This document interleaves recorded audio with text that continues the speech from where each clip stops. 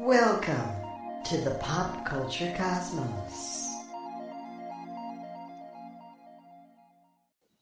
And we're back with another episode of the Pop Culture Cosmos. It's Gerald Glassford coming right back at you here for the Pop Culture Cosmos, Game Source, Inside Sports, Fantasy Football, and also as well, the Lakers Fast Break. Truly appreciate you joining us. Please like and subscribe. Thumbs up. There you go, all the way.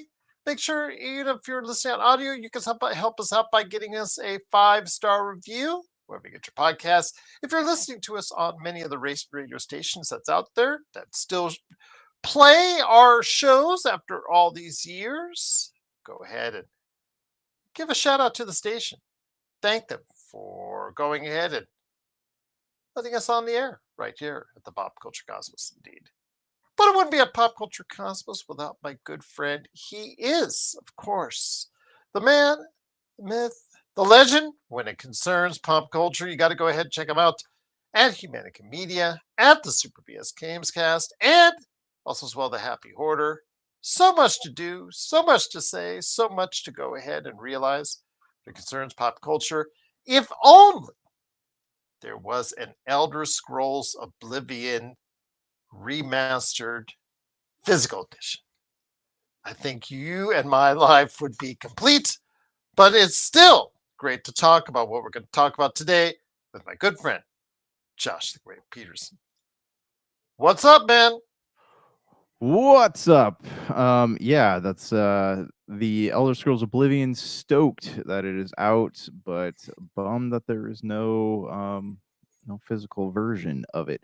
So that being said, when I want to buy a physical version, it's serious, man. Yeah, but that being said, like this just contributes to that bigger problem, right? Of everything going digital and one day all of this code just disappearing and all these amazing games we will never see again. So preserve everybody. Exactly, indeed. But we will be talking about Elder Scrolls 4 Oblivion coming back to life with a remaster that was just shadow dropped. It wasn't the biggest shadow drop as far as everybody kind of knew that in advance, but it did drop when it was the official announcement was made. So technically day and date it was dropped. We'll go ahead and talk about that. Plus also as well, is this the greatest week ever for Xbox? Because not only are they getting tremendous feedback in regards to Oblivion, but also as well Clair Obscur Expedition 33. And then also as well, we will go ahead and talk a little bit of Andor episodes 1 to 3. I'll get some generalized thoughts, and then we'll go heavy into Marvel, because guess what's coming around the corner? When this airs for all you people on audio, you're less than a week away from the Thunderbolts, indeed. Plus, if anything else suits Josh's fancy, he'll go ahead and talk about on today's show as well. In fact, let's go ahead and start anything out there that you're talking about. Studio, again, Seth Rogen, you could take it or leave it as far as comedy is concerned.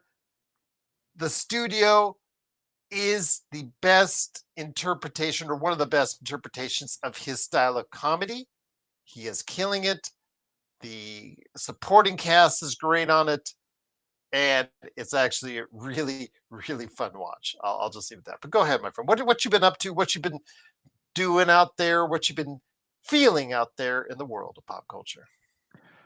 Okay, definitely want to watch the Studio. I keep meaning to, and I fall asleep. Like I start to like flip to it, and my eyes get heavy. I'm like, I gotta watch this when I'm awake. And this happened. It is now number 1, ahead of Your Friends and Neighbors and Severance on Apple TV. Yeah, I mean, I got the past 4 nights. I've like wanted to watch it. Even now, I'm falling asleep. But I will watch this. So Daredevil has officially become part of just a cog in the MCU machine, as the last episode of the season was pretty terrible. So, or not. I mean, not all of it was terrible, but it definitely did not. It did not live up to previous chapters in the Daredevil live action saga. Let me just say that. Because I feel a little different on that. I feel like I don't want to say it was a great episode, but I thought it was a pretty good episode. Last episode, I thought because of the fact that they changed showrunners, you could Yeah. see middle episodes were kind of episode of the week, and I was pretty uh, not enthralled watching all the way through the middle episodes. But for me, actually, kind of ended a little bit better. But if you as the more comic book aficionado of us, I say that you're not happy with it, then that Okay, does definitely hold some weight. let me go back. Okay, it's not terrible. It was a terrible ending to the season. The episode itself wasn't terrible. Like I said, it's become a cog in the MCU machine. All the previous Daredevil chapters, they were self-contained stories, right? Like you very rarely got a runoff. Like the season 4 had a runoff with Bullseye, right, when he's on the table, but you didn't have a lot of runoff in the other seasons that led into another one. It felt like the last 20 minutes of this episode was exposition for the next season. Okay. Does that make sense? Yeah, that makes sense. And I guess I can't blame you for that because, like you said, it's setting up different things later on in the Daredevil universe. And I get that. It's just like it takes away from the feeling of closure you get from watching the last seasons. And now it is just it's going to be an eternally running machine. It feels like it's not going to stop. So you're never going to get to the last episode of the season and feel fulfilled. And that was really irritating. I did like the Punisher, right? I love the dynamic between Matt and the Punisher, but I didn't like how the season ended with the Punisher in a cell. I mean, yes, there's the end credit scene, which was whatever. But and then it had the dumbest police officer alive. Right. And the most naive one. Frank Castle. He wants to shake my hand. Oh, good. Let's see what happens. But there was that, and then there was the scene in the bar, and where the what am I trying to say? They all get together. Yeah, the little Justice League going on here. Yes. And continuity wise, I felt like it was weird because they're right in the middle of the same city as Spider-Man, and yet Tom Holland is nowhere to be seen. So I don't know. I mean, there's just the Thunderbolts, and Thunderbolts. Yeah, I mean, I don't know. It just felt like a lot. I know there's contractual issues where Kingpin can't show up because Kingpin's still owned by what's the company that Sony? Yes, Kingpin is owned by Sony. Yeah. So they can't fully feature the Kingpin is only contracted for Daredevil, so he can't appear in anything else, which is weird. But I don't know. But he appeared in Hawkeye. Yeah, so he's only allowed. He's not negotiated for movies. He's only negotiated for the television side. So I don't know, man. I was disappointed. Like I said, I liked the season. I mean, I liked the show well enough. I liked the episodes. I thought they did an okay job, but I don't. It just feels like part of the machine. It felt like an indie story versus an indie story in the shadow of the big colossus that was the MCU, but now it is part of the MCU. And part of me is bummed out about that. Part of me likes what he's doing. I don't know. I'm conflicted with how the things went this season. Which is kind of stupid when you think about it, because remember the Spider-Man, Sony, and they went back and forth on it. That one time he was part of the MCU, then Sony kind of said, "Oh no, we don't like the deal," backed out. Very quickly they got back together, and then now Sony's the part where they want to be a part of the MCU because of the fact that they get the rub from the MCU. It's so funny that like you said, if Kingpin can't be part of the movies, yet it seems to be this one-way street with Sony gets to pick and choose what they want in the MCU and not MCU, but not Marvel themselves, which actually created the character of Kingpin. So. Yeah. All this contract stuff is so weird. So Sony basically has to do something with these characters, right? Or else they lose. It's every 7 years they have to make some sort of movie, but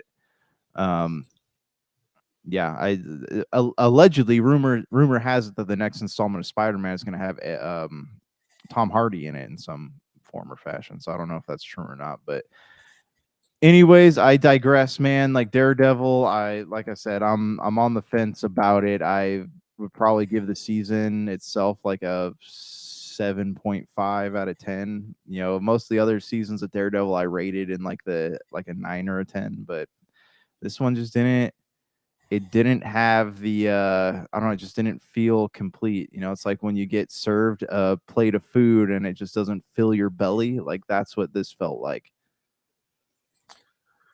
Well, I'll tell you what, my friend, I get it. I understand it wasn't to me a big win or a big thumbs up for me on Daredevil. Again, because it was very uneven in my opinion. I think it started and finished better than what the middle chunk was. But then again, we saw that's because of a lot of it has to deal with the showrunners. Certain showrunners before taking care of certain episodes. Then the showrunners that replaced the previous showrunners because Kevin Feige, set the other ones packing. They touched up on the beginning episode, then the final episode. So there's obviously a disconnect between that. But we will see what happens for Daredevil once we have the same showrunners go throughout an entire season, which we're familiar with if you watch the Netflix series from before. So we will see what happens. But it is, of course, the Pop Culture Cosmos. Thanks so much again for joining us. It is Josh the Great Peterson along with me, Gerald Glassford. Thanks again for watching, listening. I want to say, Josh, first off, this has to be one of the greatest weeks in Xbox history. You come out not only with at the expected release at the end of this, with the very heavily Xbox promoted and I'm assuming supported game Clair Obscur Expedition 33 that just came out. And then you have before that was Shadow Dropped, which was not too Shadow Dropped, which was still Shadow Dropped. Basically was dropped day and date, but everybody knew it was coming. Was the long awaited Elder Scrolls 4 Oblivion Remastered. And you and I, we were, I think, taken aback by it. We knew it was coming. We had hopes on it being so well. It has been universally praised for the most part by individuals out there that are really enjoying it. I know that I'm got the digital deluxe edition that I'm going to get my hands on here in the not too distant future. So I'm kind of holding off, trying to avoid the Game Pass edition just yet. I'm not getting into the world of Cyrodiil until I get that full complete package set up for myself. Your thoughts on this? Again, Oblivion coming out, big, huge fanfare. It's one of Xbox's biggest hits to date as far as initially. I think on Steam, just the Steam, because you don't get the PS5 or the Xbox or the Game Pass numbers. Right now on Steam, though, you're going to see this weekend or this past weekend when this airs on audio, about over 200,000 concurrent players. You got close to that already. Your thoughts on the massive success of Elder Scrolls 4 Oblivion Remastered?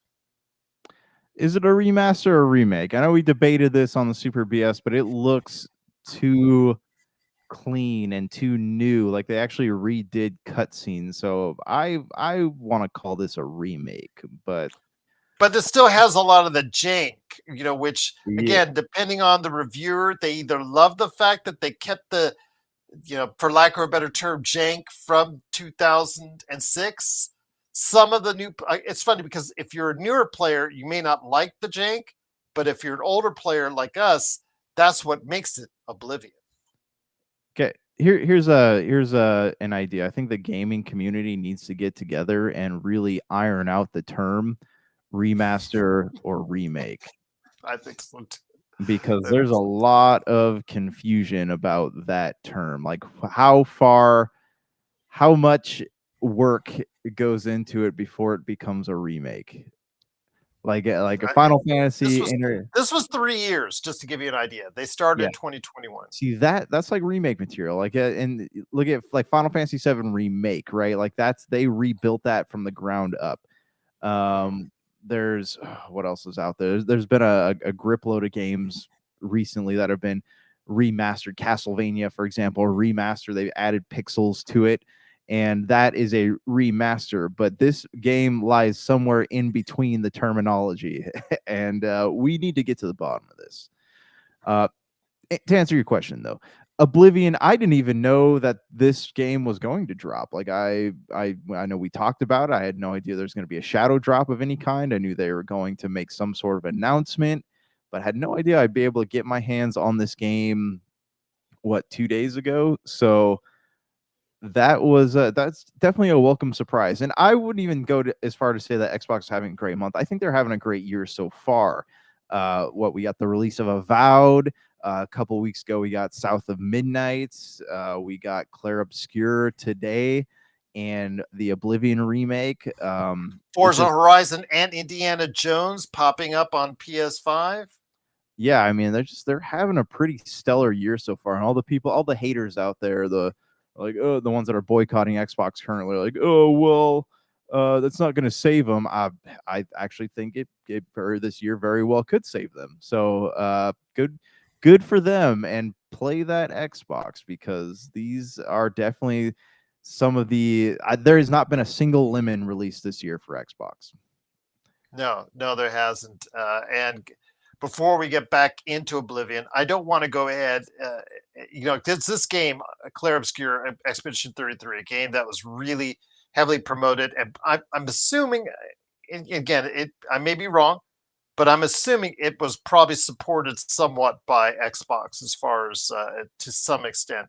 I don't know that for a fact, so I'm just going to say my speculation is that in somehow Xbox, who have used this as far as in their developers direct, have some sort of influence on this, even though it did go out to a multi-platform, including PlayStation 5. Well, it is. Go ahead. I'm trying to figure out. Let me look it up real quick. Does Xbox own Clair Obscur game? Because I am trying to figure out. Okay, so released on PlayStation 5, Windows, Xbox Series X. Yeah, I mean, I'm assuming all the marketing for it is via Xbox. There's not a single piece of marketing for it that has mentioned PlayStation. So I think, but it is coming out. It did come out on the PlayStation 5, just to let everybody know, or it is going. Intended to come out on PS5. So it's listed on IGN. Yes, I'm just trying to figure out if they own the studio. Yeah. But they are. I mean, again, they were part of the developers direct. This has been under, as far as announced in previous Xbox platform, as far as their press conferences. So at some point in time, you got to say to yourself, you know what? All the dots are connecting as far as Xbox really having some influence with this game, with this studio, and with this game.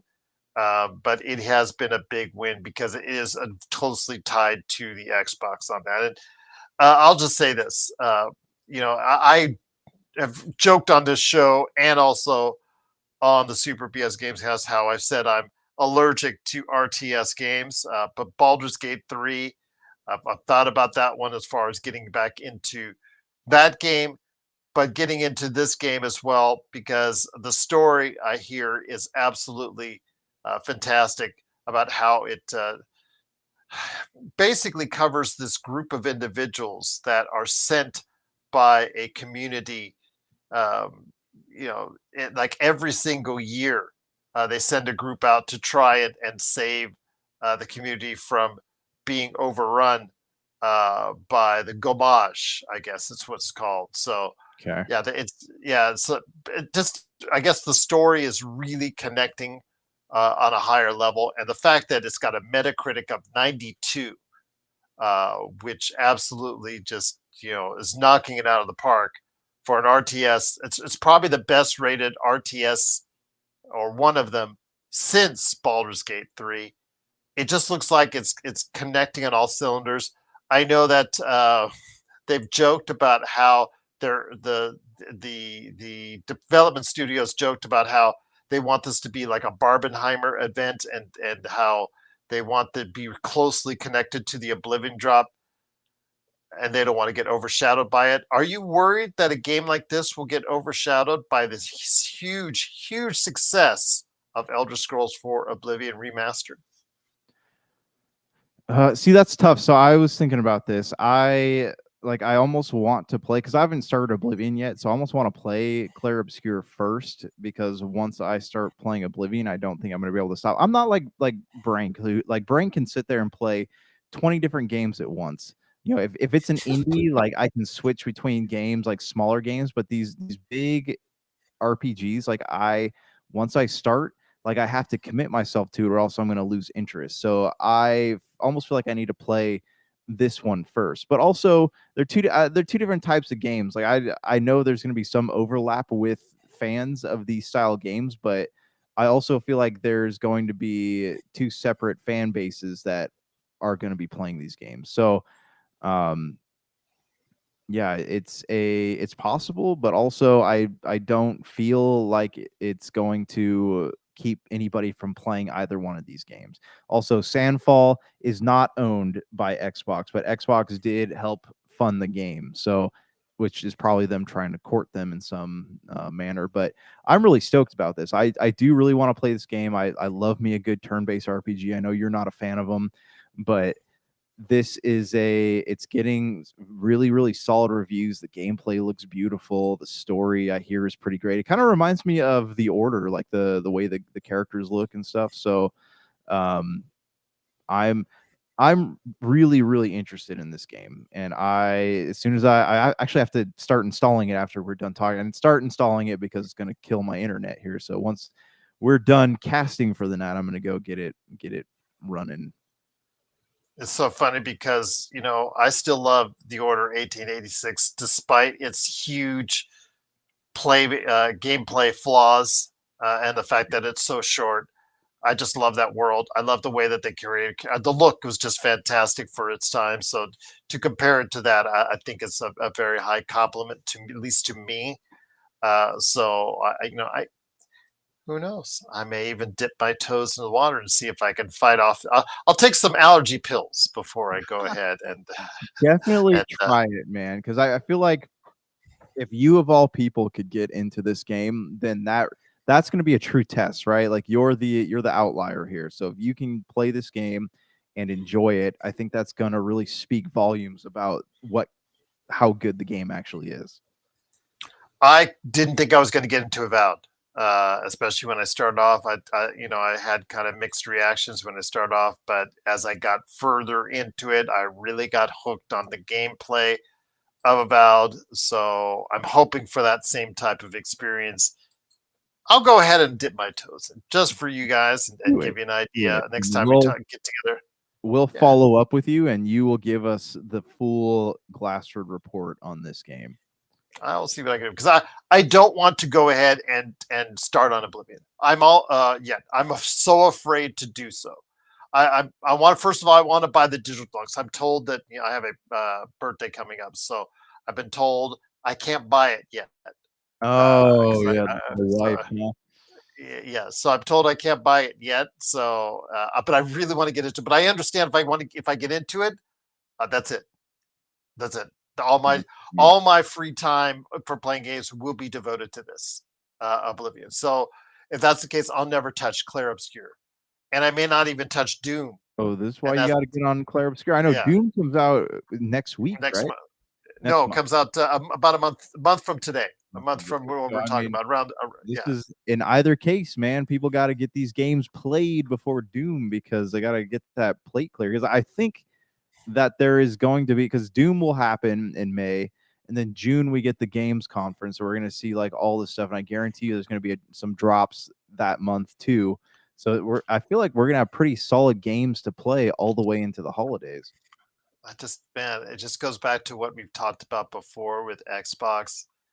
Man, if they could have gotten their act together with this or something like this, as far as quality games in a row, and especially in a period of time where Nintendo and PlayStation are very inactive. Yeah. It just, man, what could have been? Now, right? Yeah, I mean, right now, the Nintendo Switch 2 comes out in June, but I mean, right now, this is kind of a big moment for us. Their moment to shine because PlayStation is not putting out anything. People are not that excited about Ghost of Yote. That got just announced, I think, for an October release. But yeah, Yeah, it doesn't rock my world, that's for sure. there's So not a lot of audible hype on that game like there was the first one. So they have, yes, I mean, this is this first span of the year all the way up until June. Like it's all Xbox has the wheel, and they better take this vehicle somewhere where it's gonna make some noise. that's still, man, if they just show commercials like right now during the NFL draft, because this is going on during the NFL draft, they just showed like commercials of like say get an Xbox Series X right now for $349. You're getting some of the best rated games of the year right at your fingertips with Games Pass. Just something to go ahead and tell people, because they're out there. You can easily get a Series S or X right now, and it just frustrates me to no end why at least promote Game Pass right now. Game Pass, you should be promoting the heck out of. I just don't get it. I just don't get it. It's just like they're sitting there up in Redmond, Washington, just like, yeah, we got all this great games. Yeah, taking it on. Yeah, well, part of me wonders if they don't think that their market base is in the sports arena, or if people are watching enough television. I mean, Microsoft, if they could find you see ads on YouTube, right, for Xbox stuff. Hold on one second, man. I'm so sorry. Mm-hmm.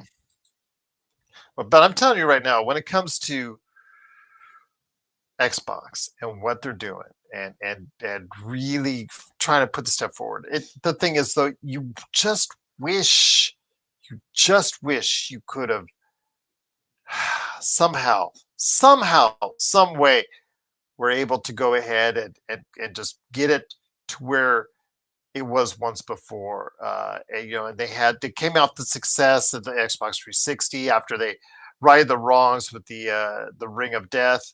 But Xbox 360 was their highest sell point as far as what they were doing. Then the Xbox One, that was such a failure on all levels. They came out with the promise of the Xbox Series S and X, but they had really no quality software or really titles that hit right away with the Xbox Series S and X. And that was disappointing. They had this lower price system, which should have been really a mover for people out there, especially during Christmas times. And really wasn't, because of the fact that it just didn't have enough software support for it. And then they came out with this Game Pass a little while later, and it just haven't found a way to really promote it well. But now they've been on this extended run of quality video games since Redfall was a disaster. They've really reshaped and reorganized and restructured how they wanted to go ahead and present these games. They've really done a good job since Flight Simulator, Indiana Jones, Avowed, of course, leading into South of Midnight, of course, Oblivion and Clair Obscur. That's a ton of games. And in that time, PlayStation has come out with like one, if that. If that. So, yeah. I don't know. Yeah. I think the Redfall was a good lesson for them. I think that's why we're seeing, these games start to take so much more time to come out, because there's a level of quality assurance that's happening. But I don't know how much control Microsoft is holding over these development teams, but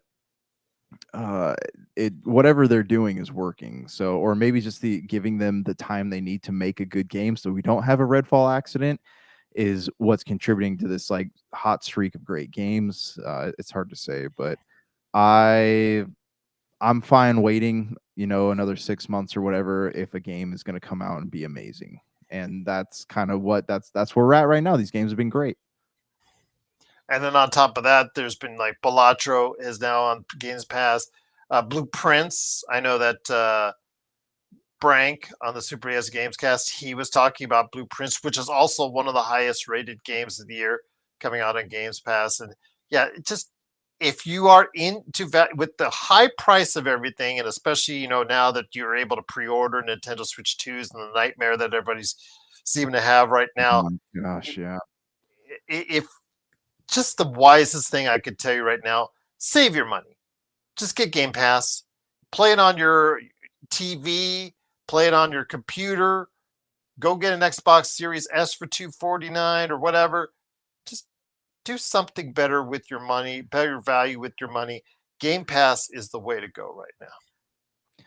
Yeah, I agree. I will tell you this, so I did get curious and try to jump on the GameStop release today for the Switch to see if I can grab one, and the website crashed. It crashed hard, and then it was out for like 3 minutes. I got back on, and then I finally got on the website itself, clicked on the Nintendo Switch page, and the website crashed again.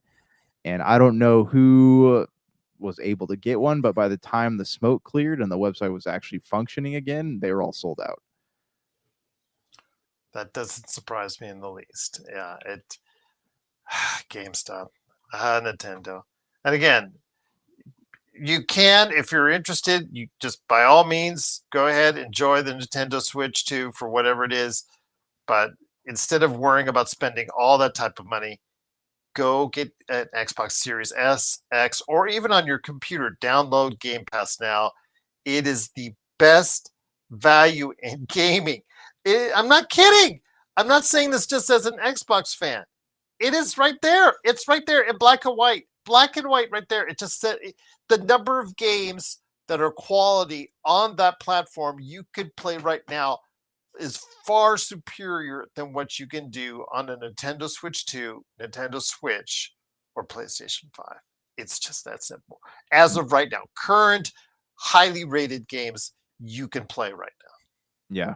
Yeah, like I said before, I like my PlayStation 5, but I mean, this year the only thing I've been playing on it are back catalog games, because there's been nothing coming out this year on the PlayStation 5 exclusively that has been something I've been like, oh yeah, I really want to go out and play this game. It just has not happened for me. So Xbox has definitely been at the front of my console line this year.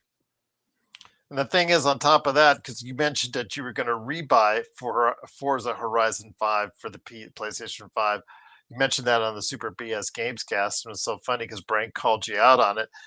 Again, do you want to spend $70 a pop on all these games separately on PlayStation 5 when you could just go over to an Xbox or go over to your PC and get all these games right now for one monthly price?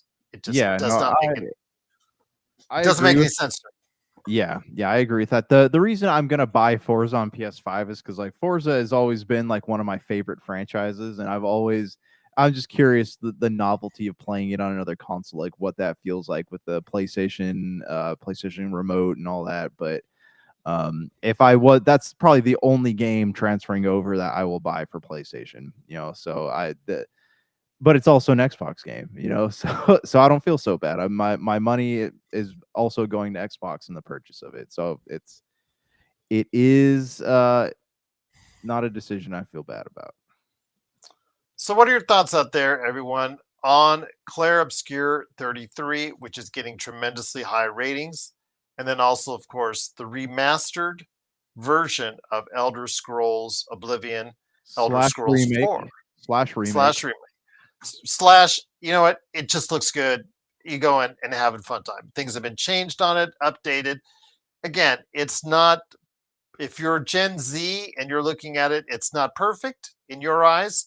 But to someone like us and Josh, who did play the 2006 version extensively of Elder Scrolls 4 Oblivion, I finished it like last year. I was talking about it on the Super BS Gamescast, how I finished finally after hundreds plus hours of playing it throughout the years. I finally decided to finish the storyline. You know what? Yeah. I'm still going to go in and play more, and I'm looking forward to it. It's just looking so forward to it. Yeah, I'm excited to go back to it. I had been debating lately whether or not I want to go back and play Skyrim for the 10th time, but then this dropped. I'm like, oh, okay, now I have an excuse, because I didn't want to go back and play the original Oblivion, because I remember beating it and being like, oh, okay, well, that was a cool adventure. I don't really feel the need to go back to that one, but now I do feel the need to go back to it. So thank you, Bethesda. Thank you, Bethesda, indeed. And also, by the way, classy move by Bethesda. I know that for years, the free game that was in development, Oblivion in the Skyrim engine, i.e. it's being called the Skyblivion, that team was gifted codes for the new Oblivion Remastered. I guess their way of saying, thank you for keeping the enthusiasm for the Elder Scrolls series alive on that. So I thought that was Very pretty classy. cool. Yeah, I was curious if they were going to recruit them to work on this, but I guess it was a different studio. Yes, I believe it's a French studio on Yeah, it. I'll get the name here in a second. But yeah, exactly. So if you're out there and you are going to go at it and delve into the world for the first time, or if it's the 91st time of Elder Scrolls 4 Oblivion in this new remastered version, we'd love to hear your thoughts. popculturecosmos@yahoo.com. And also, we don't want to forget about Clair Obscur Expedition 33, because that could be ending up on a lot of Game of the Year lists. So is this the best week for Xbox? Let us know your thoughts. popculturecosmos@yahoo.com. Well, since you haven't caught up yet, Josh, I don't want to get too far as far as into the weeds per se in regards to Andor, which premiered this past week on Disney Plus. Star Wars Andor Season 2, episodes 1 through 3. They're going to drop them in chunks of 3 each and every week, because it details a year leading up to the Battle of Yavin, which everybody knows is Star Wars Episode 4, aka the original 1977 movie. So that the events of that is called the Battle of Yavin. But it's leading into a year. So takes place right now, the first 3 episodes, 4 years before the Battle of Yavin. I'm just going to say I liked it, but it's a slow burn. There was a little bit of kind of messiness, unnecessary stuff going on between certain factions of the rebellion, per se, that Cassian Andor ran into, or landed into, I should say, that I thought was a little bit janky, to use the Oblivion word. But the inner workings of Mon Mothra and her, I guess, wedding for her daughter, and the inner works of the politics in there, and also the fact that she's trying to figure out how to get the remnants of the rebellion started, or at least trying to get this that's right now in its current state on Andor loosely threaded together, trying to keep that alive, is hilarious. And so this is still this season is still before Rogue One. Yes, Rogue One details the events leading up to the Battle of Yavin. Gotcha. So what this will do is taking you. This season will take you up to the events, because it's the last season of Andor. This season will lead you up to the events of Rogue One. So it's leading right now. What by the end of the season, you'll basically say, if you haven't seen Rogue One before, by the end of this season, you're going to go ahead and boom, want to get into Rogue One, and then boom, you'll get into Star Wars, because it daisy chains together is what it's trying to do. But right now, it's about 4 years before the events of Rogue One and Star Wars. So yeah, leading up to it, the political intrigue, that part of it is pretty good, and how they lay itself out. And Mom Mothra, just seeing the frustration, the look on her face for like almost 3 episodes, just like, what are you hitting me with? What are you hitting me with? She's a huge part of the show, though. Like, I hear She is very much a huge part of the show, especially getting into episode 3. And also say that I did not know that Mon Mothra was a raver. For those out there that literally into rave music, but yeah, I'll just say that I did not know she was a raver, but she kind of proves you wrong on that after a few drinks. She's a little bit of a party girl, I'll just say that. But be that as it may, I think once it delves with the inner workings of that, plus also the inner workings of what's going on with the Empire and their headquarters.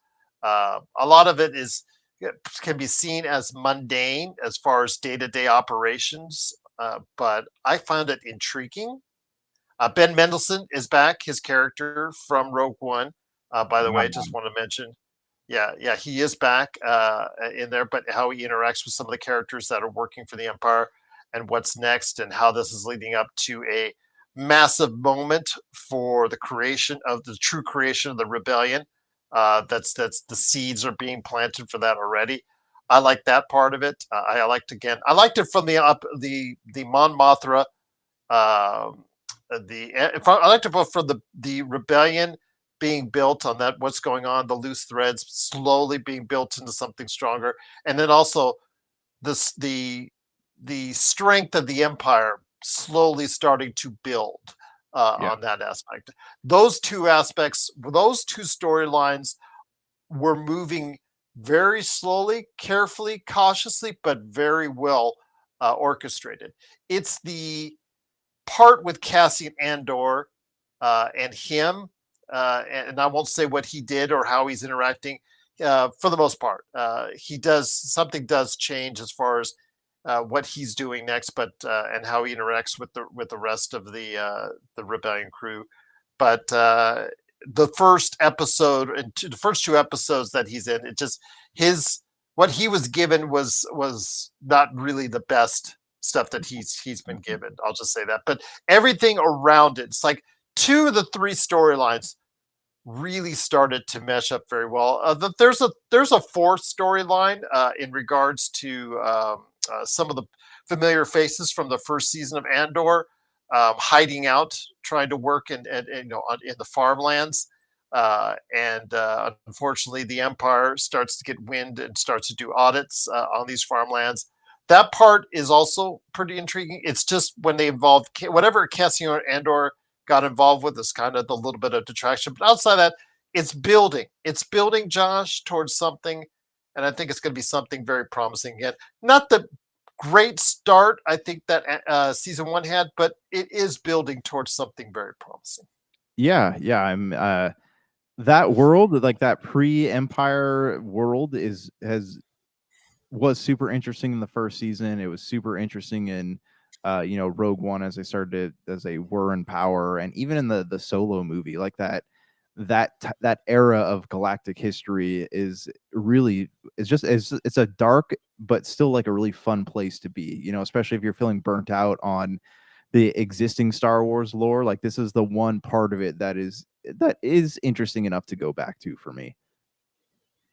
I'll tell you what, though, again, if you get a chance to see it, Josh, I want to hear your thoughts on it. But yeah, 1 to 3 starts out pretty good.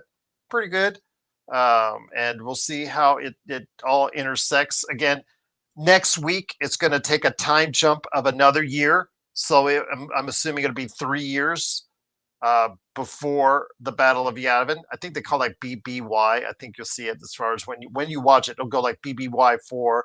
BBY 3, I'm assuming BBY 2, that type of deal. But next week, or the week this airs for audio, it will be a new set of 3 coming out on Tuesday, where it'll be 3 years before. So I guess they're flashing forwarding a year each and every time out. So it is interesting how they're laying this stuff out. I can see the expense on it, as far as this is one of Disney's most expensive series ever that they've dealt on. The practicals sets that they've created, Josh, are really high level. So they spared no expense.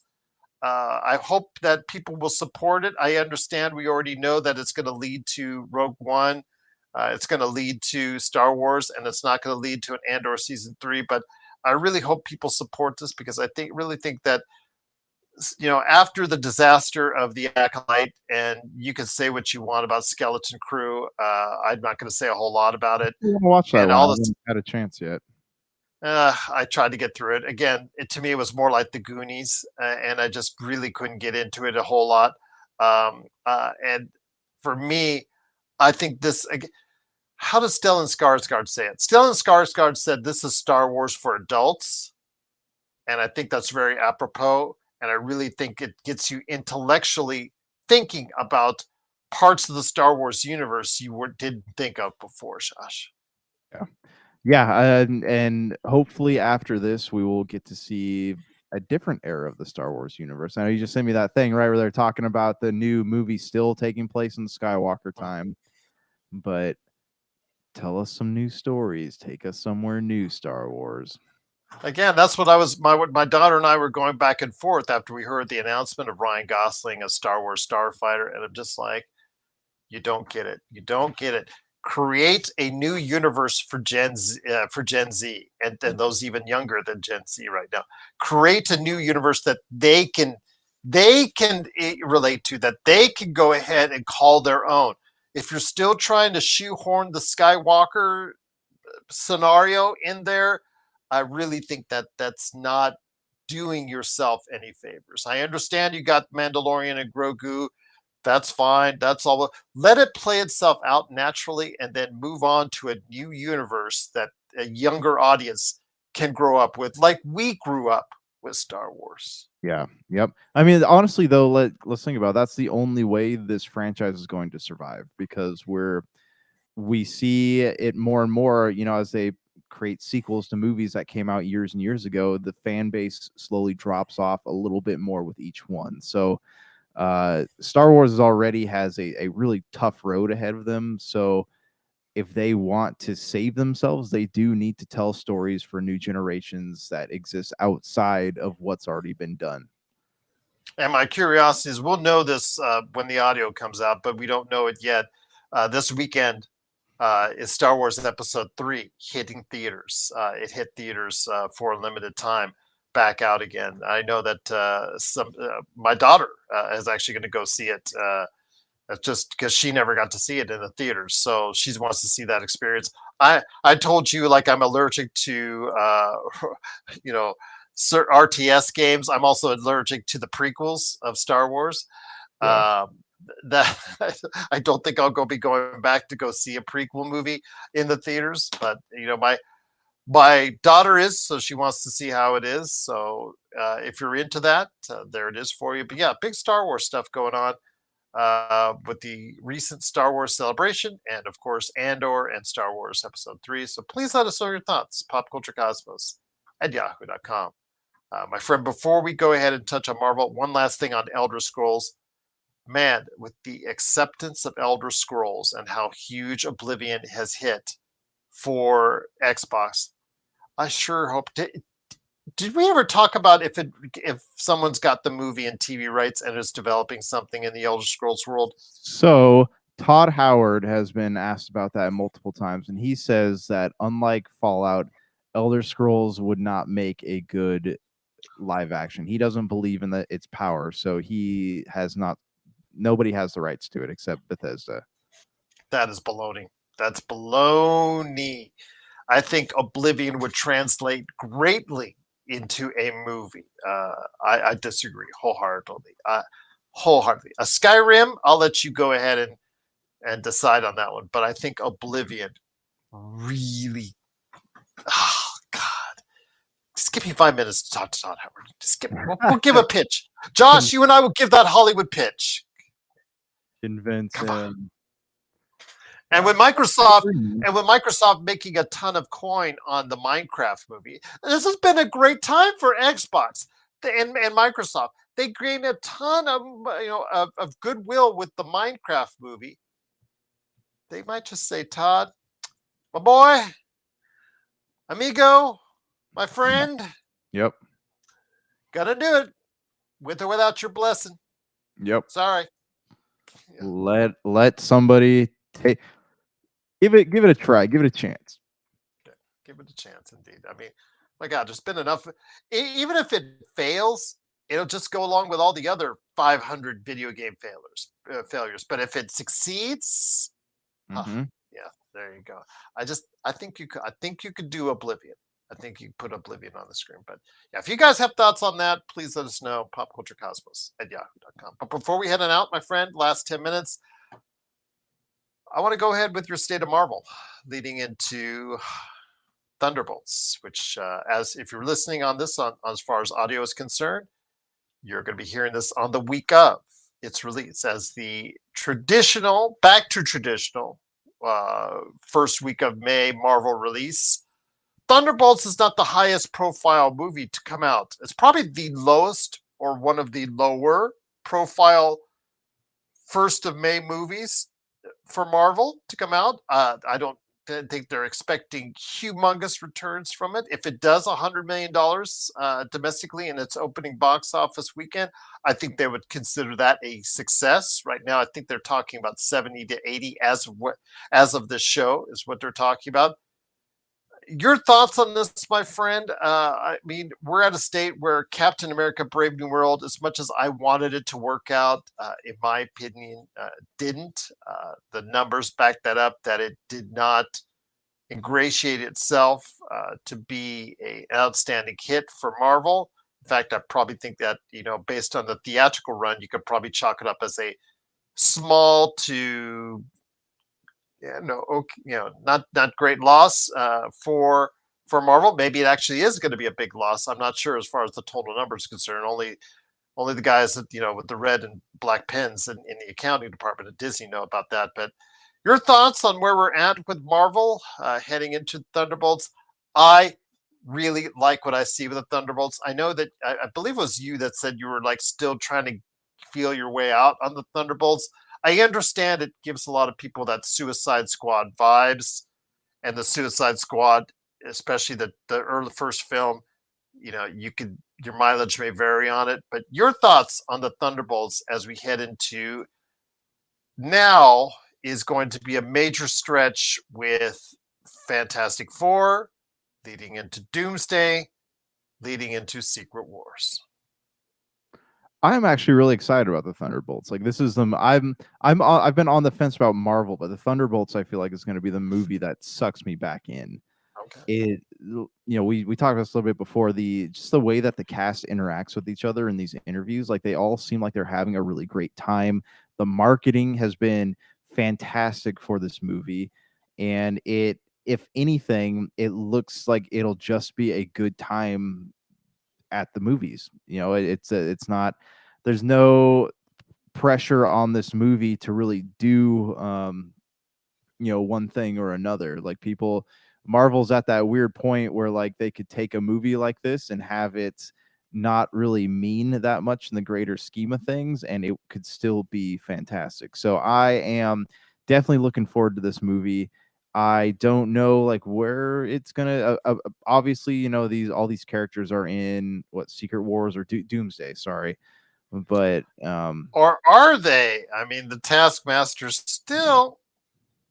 We don't know. Oh yeah, not all of them. I mean, so yeah, the lack of Taskmaster and Julia Louis-Dreyfus's character goes to show that they probably don't make it out at the end of the movie, but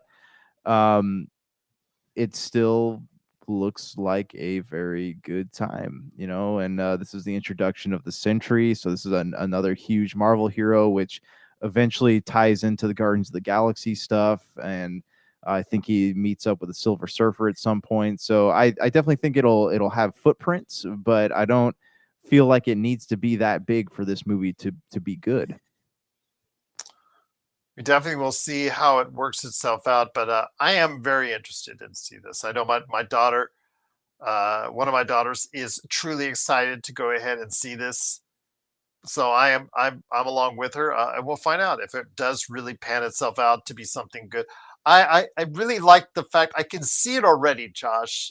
The cast working with each other. I can see that the chemistry works really well for them. Just in the trailers, what we've seen, I have a feeling that they are really, that's probably the best part for me. I think what I'm going to come out of it, just might, whether I think that's going to be a bad or good movie.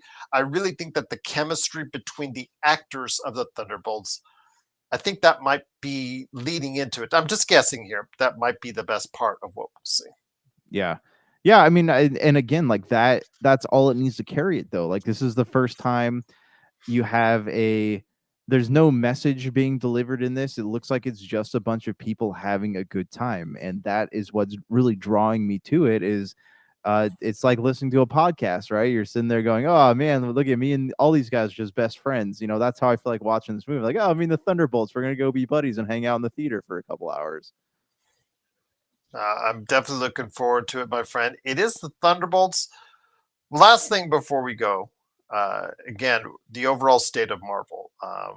You said you're really high on the Thunderbolts, but you're still very concerned about Marvel going forward.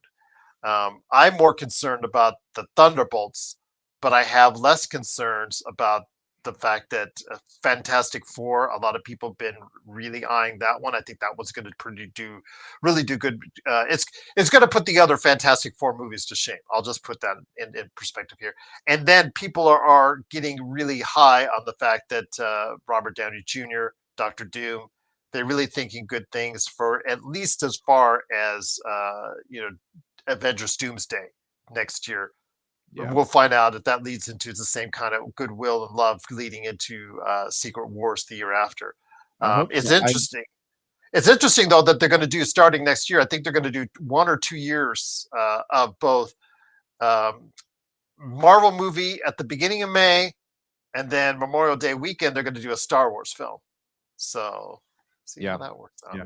Honestly, like I think if the Thunderbolts and Fantastic Four come out and they do really well, I think that will get people reinterested in the Marvel universe. But I think it can't just be one of these films being successful. It has to be 2 of them. And if that happens, then I think Marvel will officially have their groove back. We'll see. I agree. It has to be both. Even if Fantastic Four does well, what does the Thunderbolts do? Again, Thunderbolts back into that early May deal, that early May setting for a movie. In fact, guess the movie.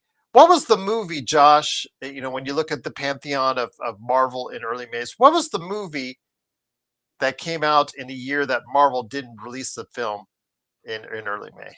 Can you name it? Can you guess it?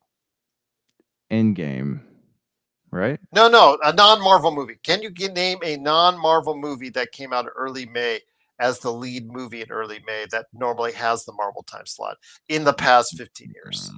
Aquaman? I don't know. What? Tell me, man.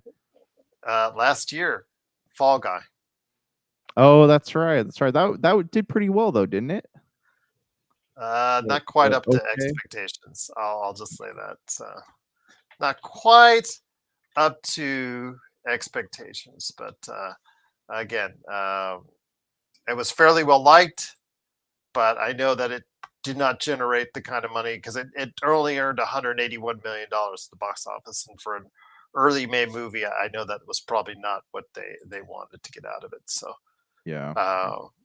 But I know that the Thunderbolts needs to make more than 180 million worldwide, but we'll definitely see. I think it will, man. I think it'll do better than Captain America. I'm hoping, man. I'm hoping as well. But if you have thoughts on the Thunderbolts or the future of the Marvel Universe, please stop on by or let us know. Pop Culture Cosmos. Leave comments, though, on YouTube or popculturecosmos@yahoo.com. Well, my friend, it's been a great episode. Man, I just cannot wait until I get to my hands on Oblivion. But any last thoughts before we head on out? No, I'm hoping by the time we talk again, man, I'll have some thoughts on Clair Obscur and Oblivion. I'll have sat down and devoted many hours to these games. But that's it. It's got to wait till next time. When I'm driving along and I've now got back on YouTube Music playing that Oblivion theme, it just gets you psyched. It just gets you psyched. That main entrance, the main menu music. This, man, 2006 all over again. Although I didn't initially play it, it was actually a friend that bought it for my Xbox 360. He came over, he bought a couple games for it. And then he played a little bit, didn't think anything of it. We left it there, left him at my house because he didn't have an Xbox 360. A few months later, I said, oh, yeah, here's one of those games. And the other couple games I don't think I really got into, but I popped in Oblivion. And it That was sucked it. me right That in. was his game over. So it's funny because I actually bought an Xbox 360 just to play. No, not just to play. I finally like saved up enough money to get an Xbox 360, and that was back when consoles were like $300. You remember that? Mm-hmm. They were not that expensive. You could buy a good one for less than $500. I got it, and Elder Scrolls had just happened to come out that same day I bought the Xbox. I was like, oh, I'll check this out, and that was it, man. That was 70 hours of my life right there. And it might be just 70 more coming up indeed for you with the remastered version. Let us know. So for Josh the Great Peterson, this is Gerald Glassford. It's another beautiful day in paradise right here in the pop culture cosmos. We thank you for listening. And here's hoping you have yourself a great day. Welcome to the pop culture cosmos.